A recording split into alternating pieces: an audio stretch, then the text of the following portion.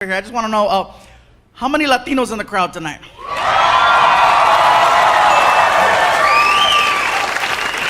Now, notice I asked Latinos. I wasn't very specific. Because if you call a Latino the wrong one, there's an issue. You call a Mexican a Salvadorian, we get mad. You call a Puerto Rican a Dominican, they get mad. You call a Cuban anything but a Cuban, you're going to get stabbed.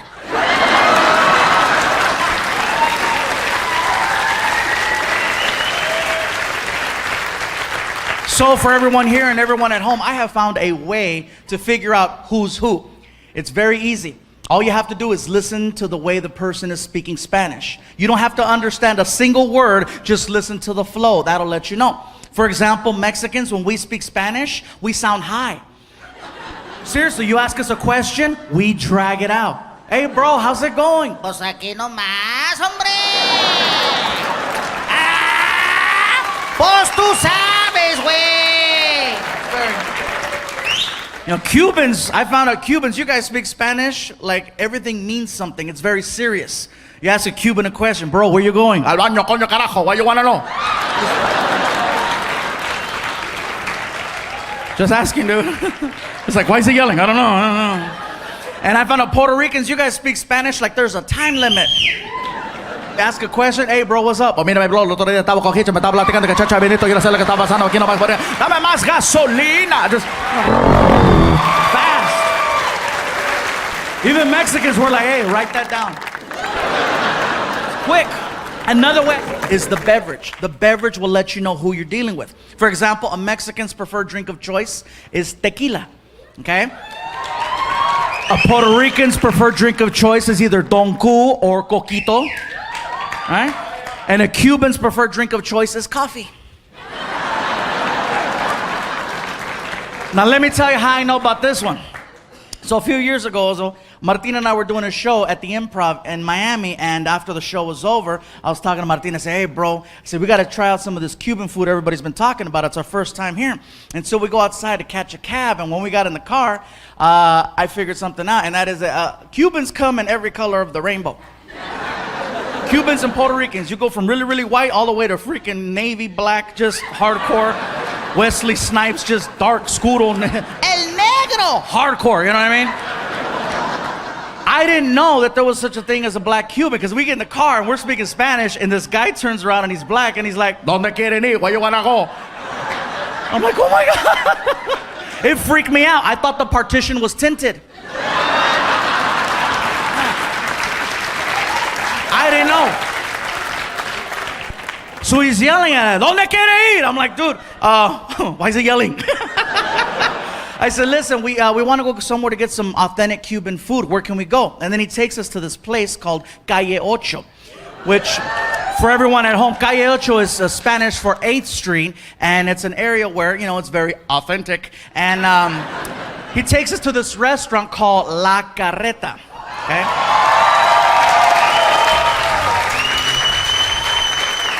So you can't miss it. There's a restaurant on the corner with a giant wagon wheel in front of it and a huge rooster. I don't know what the rooster does, but look out for him. We walk inside, and I think, what was it, Martin, like 2 or 3 o'clock in the morning when we went in? Easy 3 in the morning. Easy 3 o'clock in the morning. We sit down at this table, and we're looking at the menu. We're trying to figure it out, and there's all kinds of bananas and all kinds of weird stuff that I'm like, I didn't know that. Okay, bananas, fine. Okay, let's do this. And here comes the waiter, and the waiter's coming over, and he gets in my face, and he's like, ¿Qué tú quieres? And I'm like, I forgot. Why is he yelling? I don't know. I said, listen, bro, I'll tell you what, let me look at this menu a little bit longer. I think we need some time, right? Yeah, we were like, yeah, we need some more time. And I says, for right now, can I just get a coffee? And he's like, okay, un cafecito. And he walks into the kitchen. He comes back 5 minutes later, seriously, with a little coaster and a shot glass of coffee on the coaster. And he puts it down in front of me, and he's like, okay. And I'm like, what is this? Es un cafecito. I go, dude, look at me. I'm not a Ito. I'm a Ande.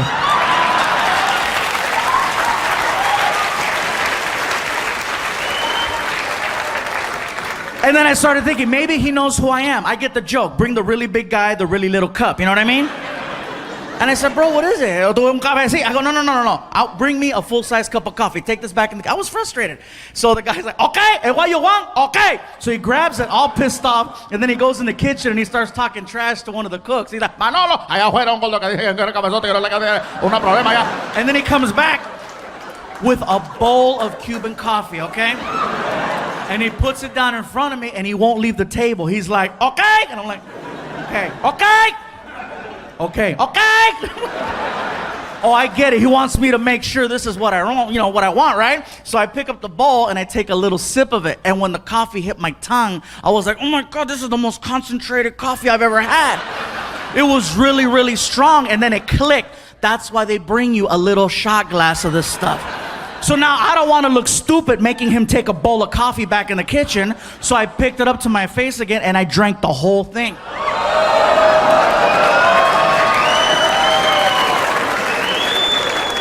Will Dog, I knew I messed up, bro. I knew I messed up because the waiter looked at me and he's like, vaya con Dios.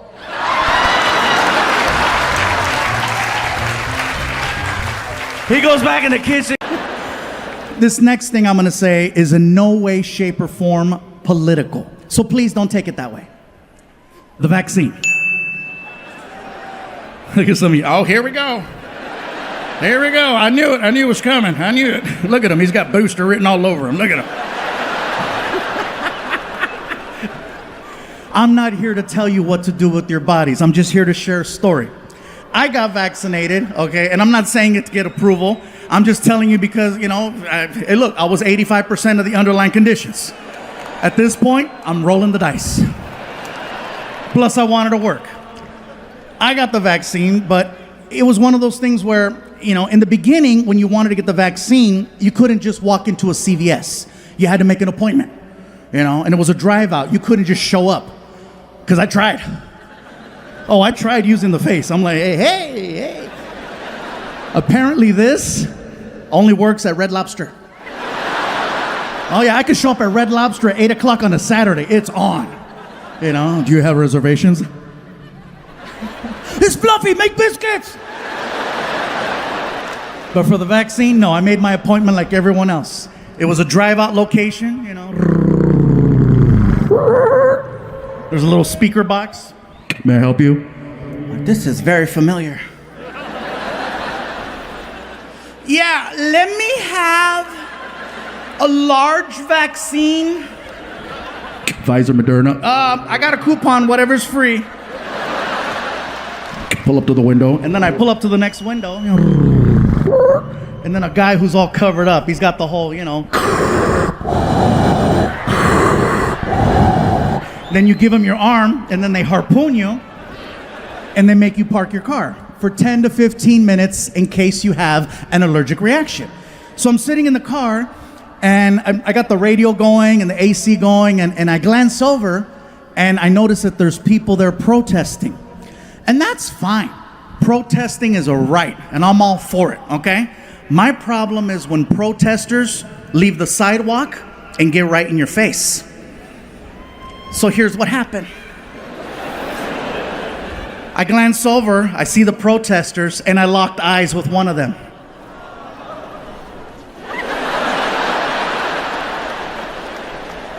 And I could do this all day. I'm in the car, right? Like, what?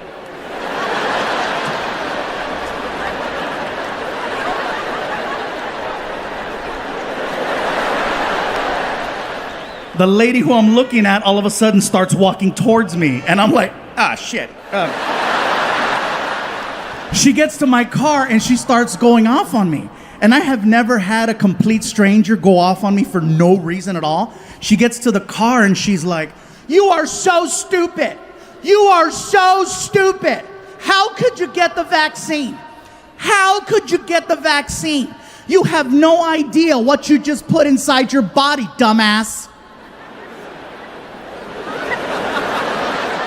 I didn't know what to say. I was like, bitch, I eat chorizo.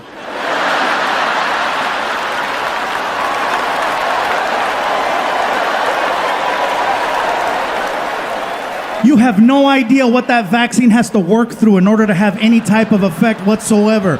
It's got to go through years worth of chorizo, chicharrón, carnitas, carne asada, freaking hot dogs, bologna, spam, menudo, caldo de res. But I wasn't sure what was going to happen. You know what I'm saying? Like, the only good thing I can say about 2020 for me was the fact that for some reason I managed to lose 70 pounds. Yeah. Thank you. Yeah. Yeah, I lost 70 pounds. People ask me, what's your secret? I said, it's no secret. They closed all the goddamn restaurants. That's a secret. I didn't know how to cook. That was the secret. It was me at home with a Foreman grill making weenies. But yeah, we were on tour in Kalamazoo, Michigan when we got the news that we had to go home. And then we came home and we all turned on our TVs and we watched them lie to us. I'm not trying to be a conspiracy person, but they told us, remember? It's only going to be 2 weeks. That's it. They told us 2 weeks. All right? Ladies and gentlemen, we just like to ask that you go home for 2 weeks. Be with your loved ones. Be with your family. Just 2 weeks while we figure things out. Dr. Anthony Fauci has given us some new information to go by. Just 2 weeks. That's all we need. Just 2 weeks. And I apologize for using the same stereotypical old white voice. But that's the one that they used. Because that's the one we listen to in a time of crisis. It couldn't be any other voice. It couldn't be, no hombre, cállate, shut up, mira.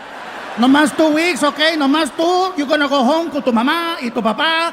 And if COVID come to the house, you tell COVID, hey, no está aquí, güey. Come back another time, it's okay. Just 2 weeks.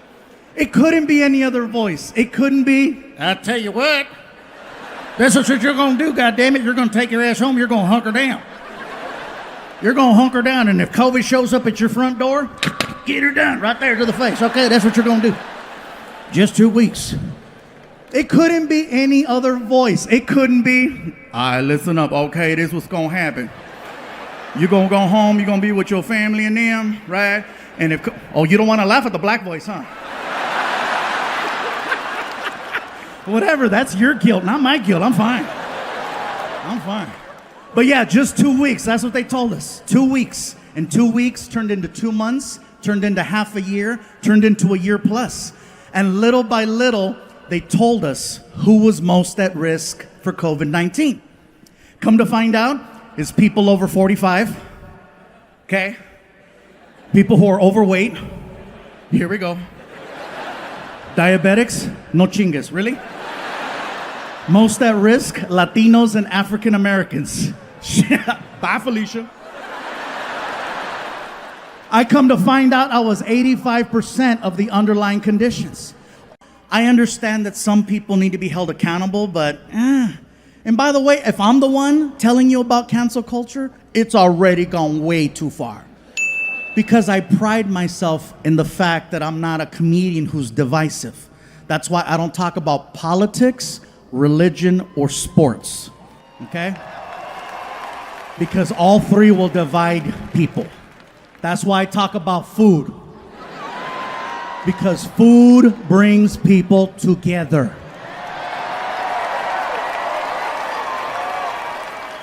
That's right, unless you're vegan. In which case, you can leave right now. I don't give a shit. I really don't. I don't care if I offend you and your salad. You can leave. Bye. And the only reason why I'm so on the vegans is because I once was vegan.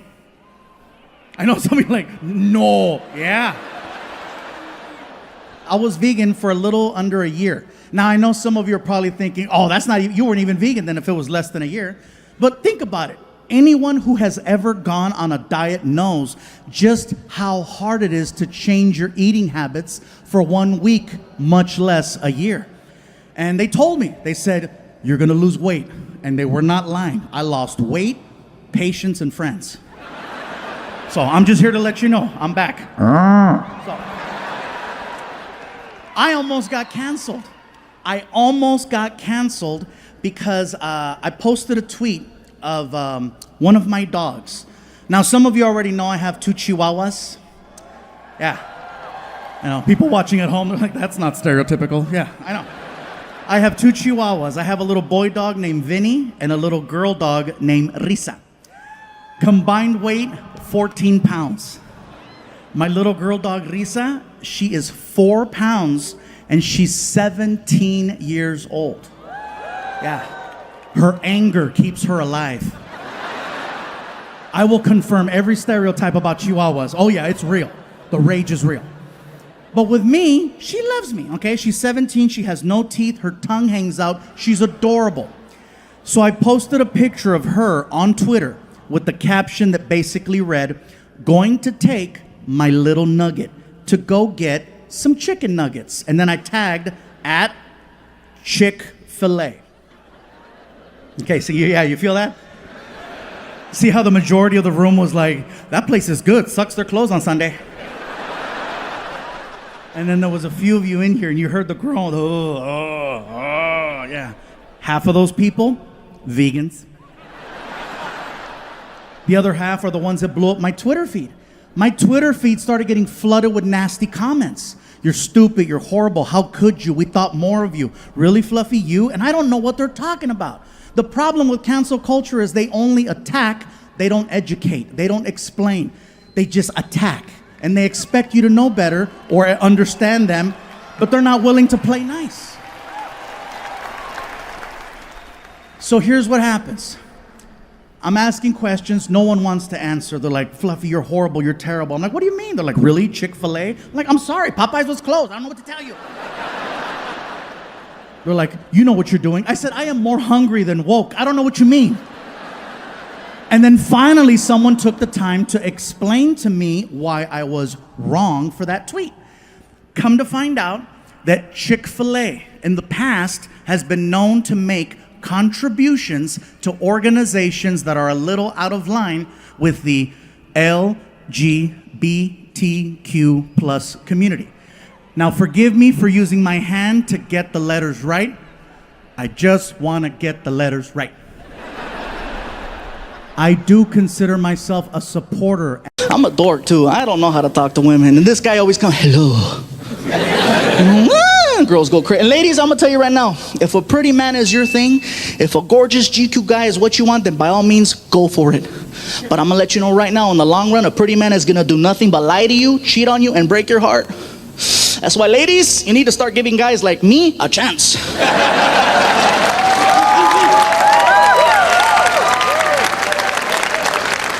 That's right, because I'm going to tell you guys right now, the worst thing I'll ever do is have dinner without you.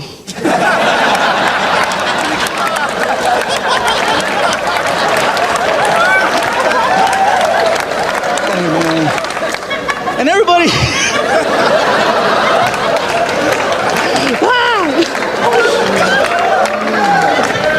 Look at some of the girls.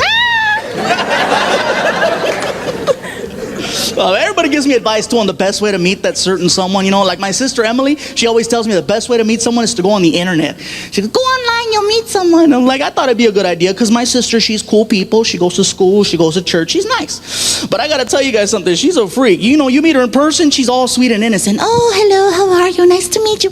Bye. But you catch her online at 2, 3 o'clock in the morning, man, she's like, I'm licking and sucking your toes.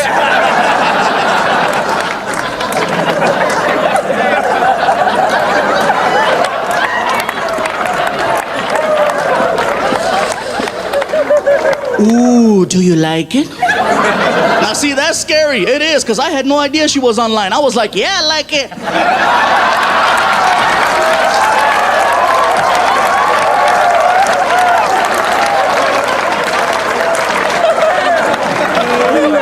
I was like, what's up? I see my sister the next day. She's like, I met someone. I said, me too. Check it out. I got some sandals. What's up?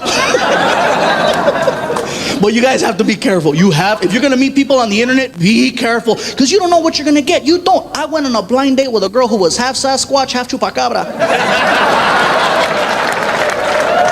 Yes, some of the white people, Chupa what? It's like Bigfoot, only smaller.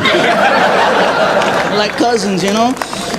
You gotta be careful, because they'll throw these little mysterious words out there to kind of like, get you excited. Like this one girl, she described herself as bubbly, and I hear bubbly and I was thinking, oh my God, wow, really? Shut up, wow, really? Oh my God. Shut up. Man, what I got was... And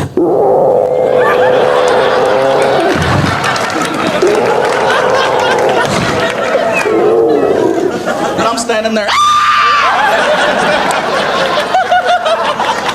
You have to be careful. And I said, you know what? Okay, maybe it's my bad luck. Couldn't possibly happen to me 3 times, right?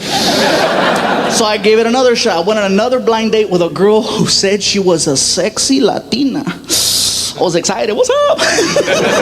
I get to her house, you guys. She was not Latina. Oh, no. She was black. Now, I didn't have a problem with her being black, but she specifically wrote out, I'm Latina. So I called her on it, right? I said, hey, girl, before we go any further, didn't you say that you were Latina?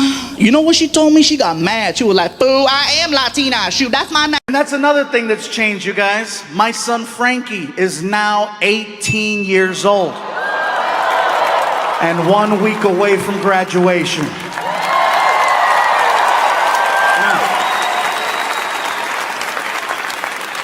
You guys are clapping, but he's not leaving. I've already asked him, I said, Frankie, what do you want to do with your life? Have you thought about college? Just now. I'm like, Frankie, you do realize that all you need to do is get accepted. I tell a lot of jokes. I will pay for your entire college education, no matter where you want to go. As long as you get accepted. What do you think about that? I say, if you want to go to school in California, we'll make it happen. You want to go to school out of state, we'll make it happen. I said, hell, I'll even do one of those international programs. You know, the ones where you give them one of your children and then they give you one of their children? What is it called when you kid swap? Thank you, sorry. That's right, exchange. Some of you are like, that's called human trafficking. Different program.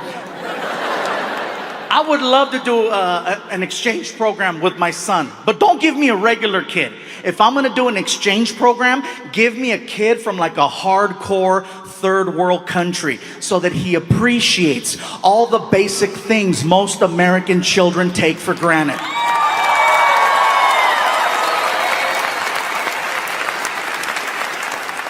That's why I say, give me little Tombutu.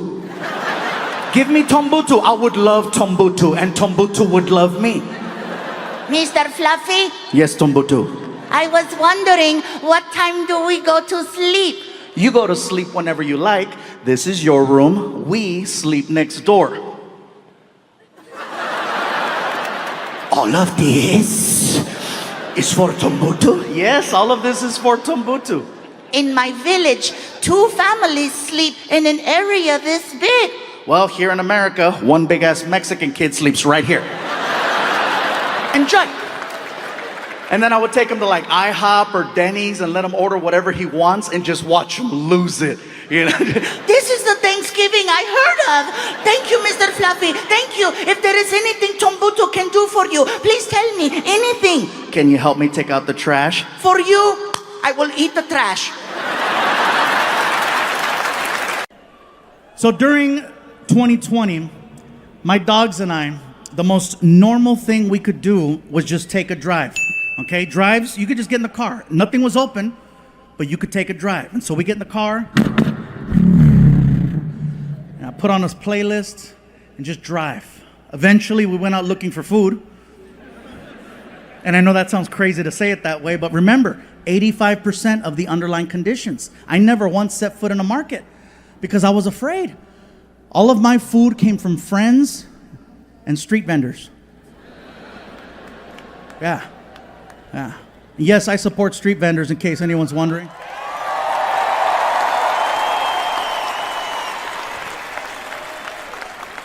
Because no matter what, they're working their asses off, again, trying to make a better life for themselves and for their families.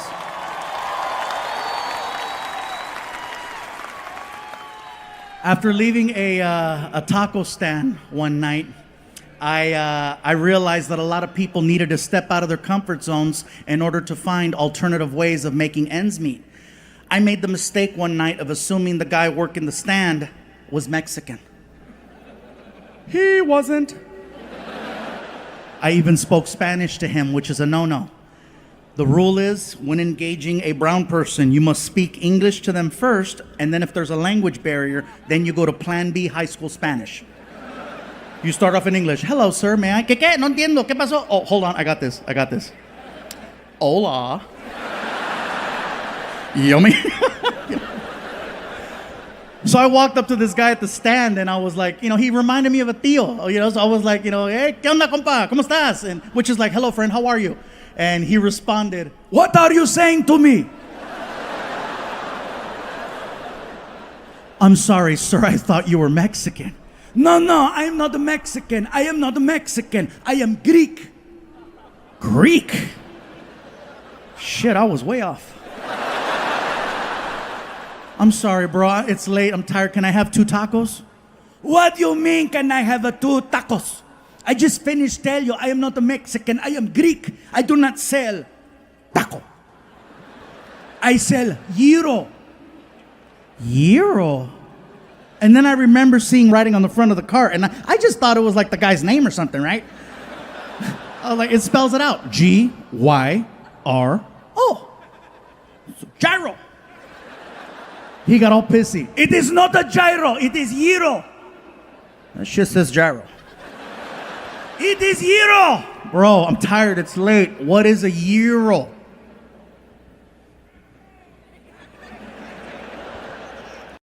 So then, she walks me into the doctor's office. I sit down, doctor walks in, and we spoke for an hour. In a nutshell, what he says is that he wants to take my stomach, which in his opinion is the size of an NFL football, and he wants to cut it and make it the size of a hard-boiled egg. Therefore, you only eat this much and you lose weight with time.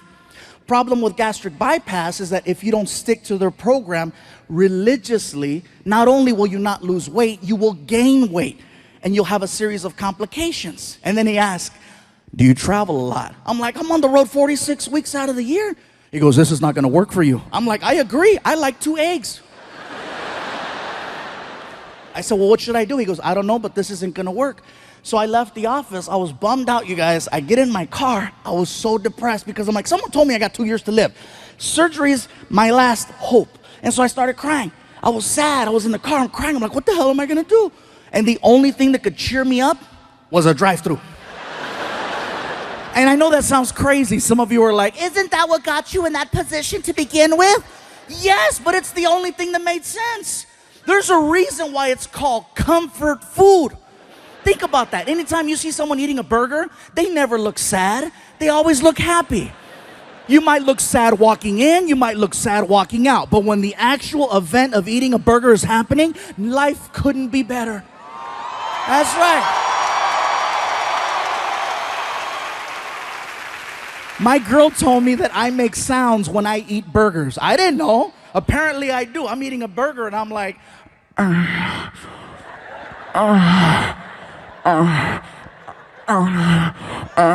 She was like, are you eating that or are you eating that?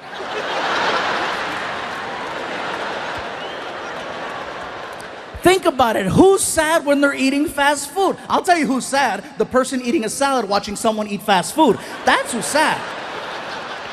So I pull up to this fast food restaurant with a big M on it. And the guy in the speaker's like, may I help you? And I'm crying. I'm like, you have no idea. What I eventually wound up doing, you guys, is I started low carbing. Now, I am not eating healthy by no means, okay? I still eat fast food every single day. And people question it. How do you eat fast food and lose 100 pounds? I'll give you an example.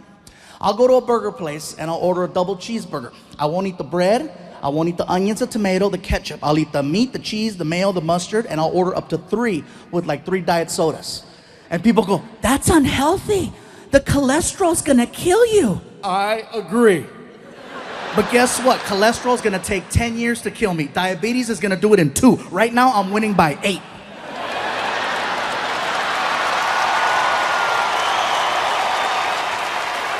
Hell yeah, that's called fluffy math, bro. There's a lot of people mad in here right now. Fluffy found a loophole. Yes. So I started low carbing, I started doing yoga, and I know that sounds like a joke right there. Yeah, some of you are like, he means yogurt. No, yoga. Freaking DDP helped me. And then I started lifting weights, and it's kind of hard for me, guys, because now I have people at my shows telling me, We're noticing there's a little difference. You're a little less fluffy. What's gonna happen if you keep losing weight? What are we gonna call you? What are we gonna call you? I lift weights, call me Buffy, I don't care. The point is that I'm not trying to lose weight for vanity. Houston, I'm gonna tell you something, and I don't know how this is gonna go over, but I'm gonna say it. I would be an amazing gay partner. I would, all the way up until that one part, but even then. Have you ever driven a Lexus? Those are nice. Sometimes you gotta take one for your own team, I'm just saying.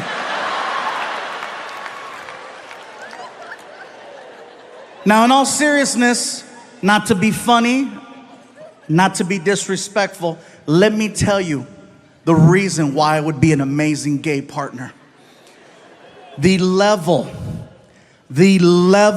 of communication between two men is so high, I might actually get an answer.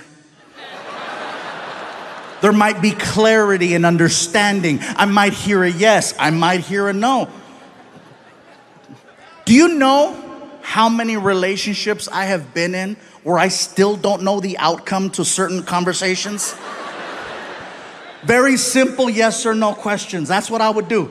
Something as simple as, baby, you hungry?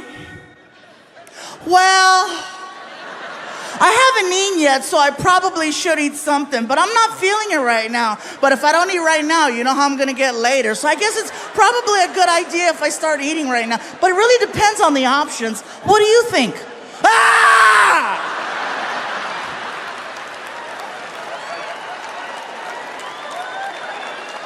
What about this one? Baby, where would you like to eat? You hear all the guys? Yeah. Finally! I'm not alone! Everybody's pointing at somebody right now. Guys, am I right? This has to be, you would think that this is the safest question in the world to ask, but it's not. Well, just pick something. You know me, I'm go with the flow. Whatever you decide is okay with me. You know me already, just pick something. All right, we're going to Burger King. I don't like Burger King. Why do we gotta go to Burger King? Burger King gives me chorro. Chorro is Mexican diarrhea. How about this one? How do you feel? Really?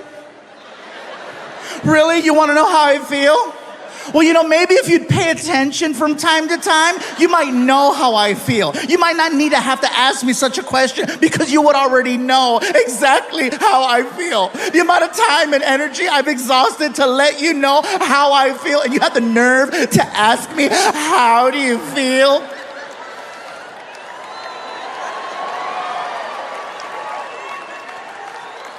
Now imagine the exact same conversation between me and Mr. Lexus.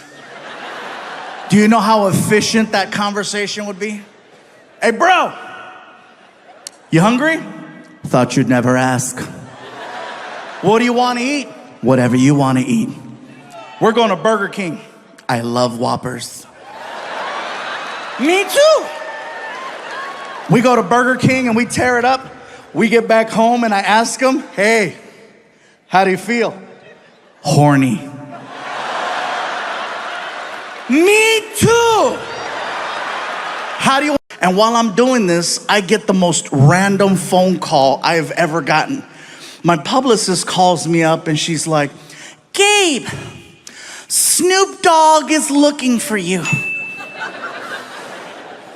Excuse me? Snoop Dogg, you know, I know who Snoop Dogg is, but what do you mean he's looking for me? Well, he's looking for... Is he looking for me or is he looking for me?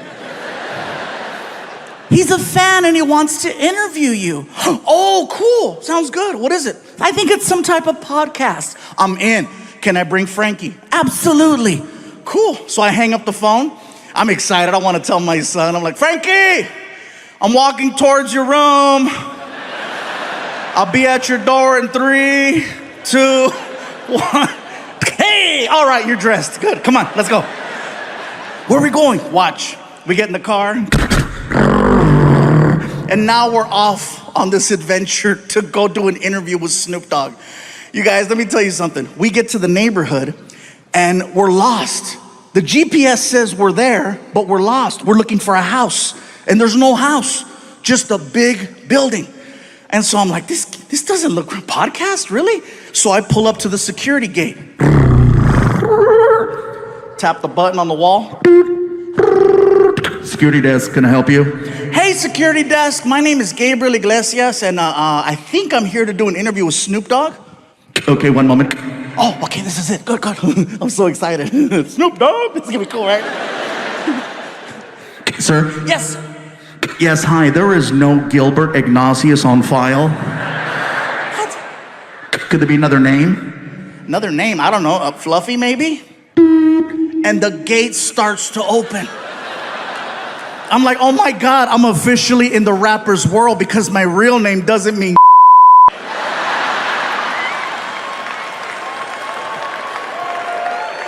So we drive in. And we're passing all of these reserved parking spaces. Reserve. And we get to my space, which is basically an orange cone that has Fluffy handwritten on it. And a bunch of other names crossed off. So Frankie moves the cone, I park the car. We walk into the building. My publicist is waiting for me, right? And she's like, Gabe, you made it. Frankie, how are you? Listen, I just finished talking to Snoop. Wow. He is everything you think he is and just a little bit more. He is so sweet. I cannot believe he was charged with double murder.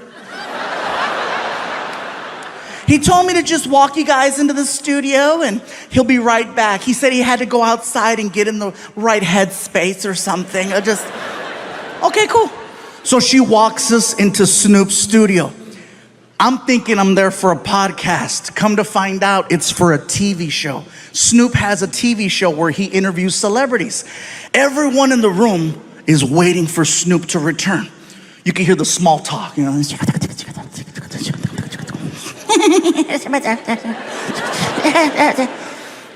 All of a sudden, everyone stands up. And I'm looking around like, what's going on?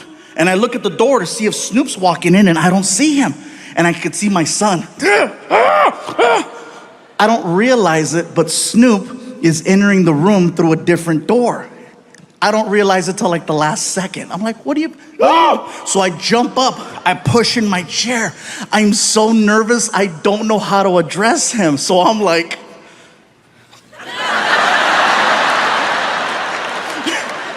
I felt stupid. Snoop walks over to me and he's so cool, you guys. He's so cool. He walks over to me and he grabs my hand. He's really strong. He pulls me in and he says, yo, what it do, baby boo? How you feel?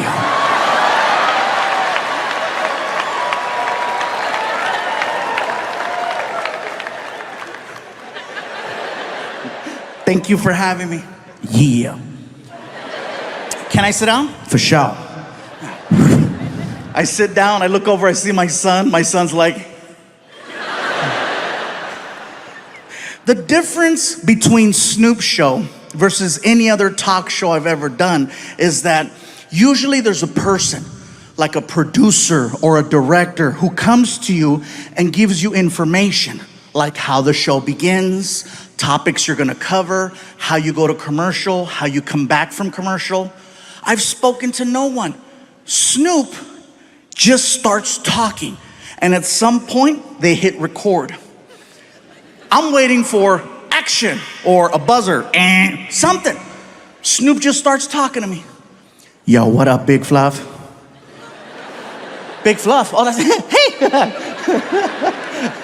Yo, you like music? Snoop, I love music. I love your music. Yeah, that's what's up. He opens up a laptop computer and then he hits play. And the next thing I know, we are listening to hardcore Mexican banda music. I mean hardcore.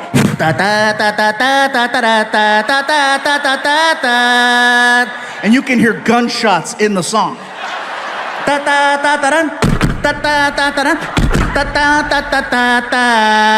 And then a cow. And the whole time Snoop is like, I love it when he go moo.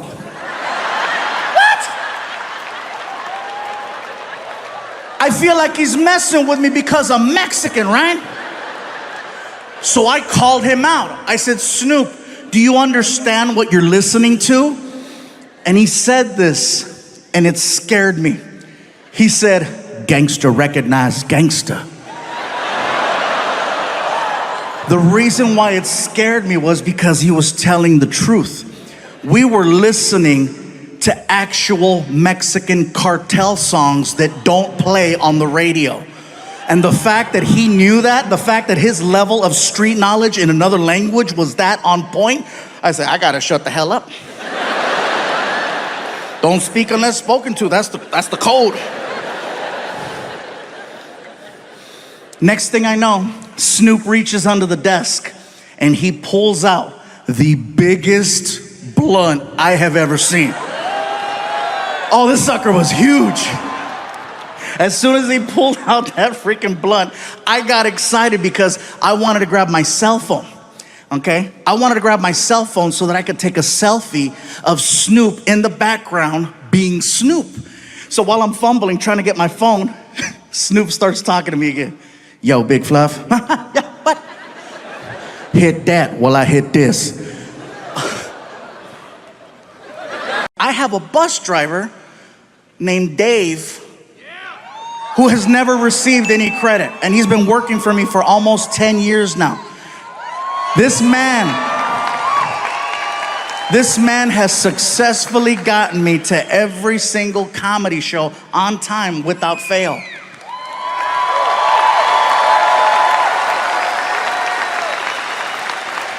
If I had to describe him to you, okay? Dave looks like the word America. Not America, America. He's about 6 feet tall, he's white, he has a gray beard, and he wears a trucker hat. And he's gotta be one of the most hardworking people I have ever met. Now, when I say hardworking, hey, I'm on the road 46 weeks out of the year, so I know. Difference is, I fly home every Monday, Tuesday, Wednesday. Dave stays on that bus and he gets it to the next city where we meet him. He works anniversaries, holidays, special moments. Christmas time, I was with my family. Dave was driving that bus on the East Coast. New Year's, I was with my family. Dave was on the East Coast driving that bus. One of the hardest working people I've ever met. I just want to give him a shout out.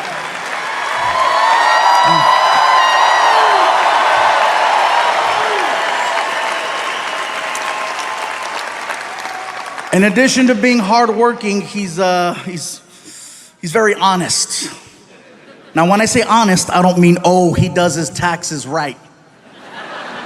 I mean painfully honest, no filter honest. He talks the way people used to. He does not have time to mince words. He just calls it like he sees it. Before me, he used to work with a man by the name of Kenny G. Grammy Award winner, amazing, amazing music.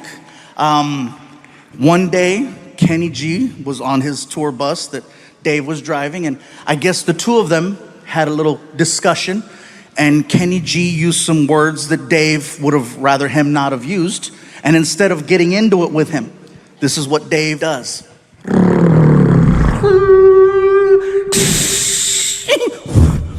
Kicked Kenny G off of his own bus. Because he would rather lose his job than lose his self-respect. And that's the man I work with. He's a bad dude. You guys are clapping, but you should have seen the interview. Oh man, it was a good one. He looks at me and he says, hey, let's get one thing straight. I don't give a shit who you are. You treat me right, I'll treat you right. You pay me on time, you'll live. Not to mention the fact that he keeps that tour bus squeaky clean. And he takes a lot of pride in that as well. One night, I was drinking on the bus, and I go to put my cup down, and I missed the table, and the cup hit the floor. I didn't get up right away to get the cup because I figured I'm gonna get up in a couple minutes and make myself another drink. I'll pick up the cup then. Dave sees the cup on the floor, and then he looks at me and says, "Hey, I ain't your mama. Pick that shit up."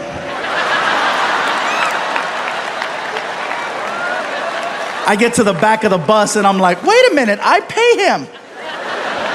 Hey, Dave, shut up. Yeah, I'll be in the back in my room. Thank you. Drive safe. And people tell me, you work with a man who talks that way to you? Why? Let me tell you why. Because he's honest. With Dave, you know exactly what you get. Nowadays, it is so hard for me to tell who's being genuine and who has an agenda. And with him, you know exactly where you stand. If he likes you, he loves you. And if not, you're on the curb with Kenny G. That being said, I have a story to share. About a year and a half ago, maybe longer, we're on the bus and we're heading down the highway. Just so you have kind of an understanding of the bus layout, let's say this is the front. Here's Dave, the driver, empty seat, and then a sliding door that goes in between him and the rest of the tour bus. My buddy Alfred and I are in the living room portion and we're watching TV. We're watching the news. And on the news, there's this person who is running for some type of office. No particular office. And I guess their big plan is to erect a structure between two bodies of land. Somewhere. And I guess they want one side of the structure to finance the entire project. Well, my buddy Alfred and I, we have a lot of family that works in construction, and we know a bad job when we see one. So we started to voice our opinion out loud about how we felt about this person and what they wanted to do. We're being very loud. So loud, Dave can hear us. And then we hear Dave.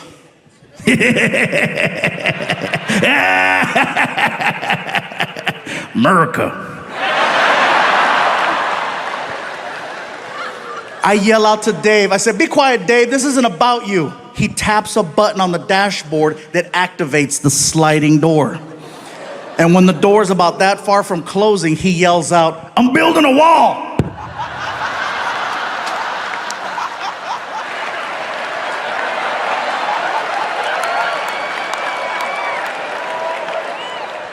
I couldn't even get upset because I was too much in shock over the fact that that came out of someone 4 feet away from me. My buddy Alfred and I, we look like chickens. We're like, my cell phone goes off. I take out my phone and there's a text message from Dave. And I said, "That's right, he better say I'm sorry. He better say just kidding." I open up the text message and it says, "And you're paying for it."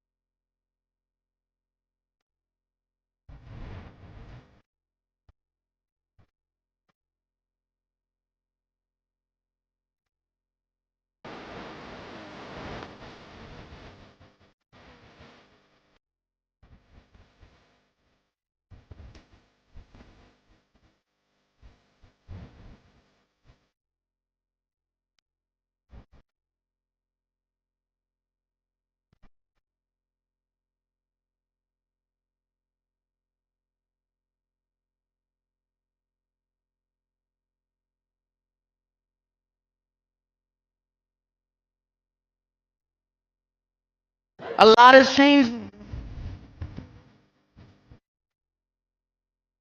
Ah.